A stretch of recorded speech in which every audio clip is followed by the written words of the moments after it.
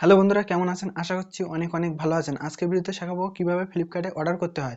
তো ভিডিওটি প্রথম থেকে শেষ অবধি দেখবেন। আমাদের চ্যানেল নতুন হয়ে থাকলে অবশ্যই চ্যানেলটিকে সাবস্ক্রাইব করে পাশে থাকবেন। তাহলে চলুন দেরি না করে ভিডিওটি আমরা শুরু করি। প্রথমে আপনারা ফ্লিপকার্ট খুলে যে জিনিসটা কিনবেন সেটা চুজ করে নেবেন। নেওয়ার পরে দেখতে পাবেন যে বাই নাও একটা অপশন রয়েছে ডান দিকে, এখানে একবার ক্লিক করে দেবেন।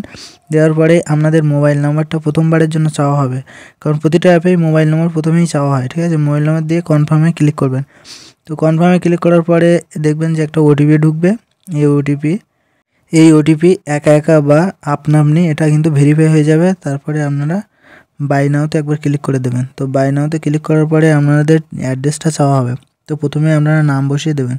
দেওয়ার পরে আপনার মোবাইল নম্বর বসিয়ে দেবেন।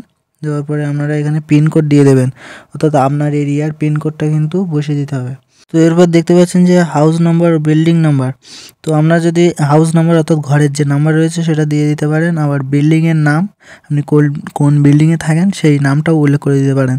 তো আপনারা যদি হাউস নাম্বার, বিল্ডিং নাম্বার এগুলোতে কোনোটাই থাকেন না, তাহলে আপনার নিকটে যে কোনো একটি ফেমাস জায়গায় যেখানে কুরিয়াররা যাতায়াত করে, কুরিয়ার অর্থাৎ যারা ডেলিভারি জিনিসপত্রগুলো বহন করে, সেই জায়গায় যেখান থেকে পাস করে, যেখান থেকে যাতায়াত করে সেই জায়গার নাম উল্লেখ করে দিতে পারেন।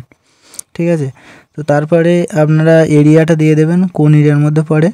তো আমি এটা দিয়ে দিচ্ছি সুমনগর। ঠিক আছে, দেওয়ার পরে সেভ অ্যান্ড অ্যাড্রেসে ক্লিক করলে এটা কিন্তু সেভ হয়ে যাবে। তো সেভ হয়ে যাওয়ার পরে কন্টিনিউতে ক্লিক করে দেবেন 480 টাকা পেমেন্ট করার জন্য।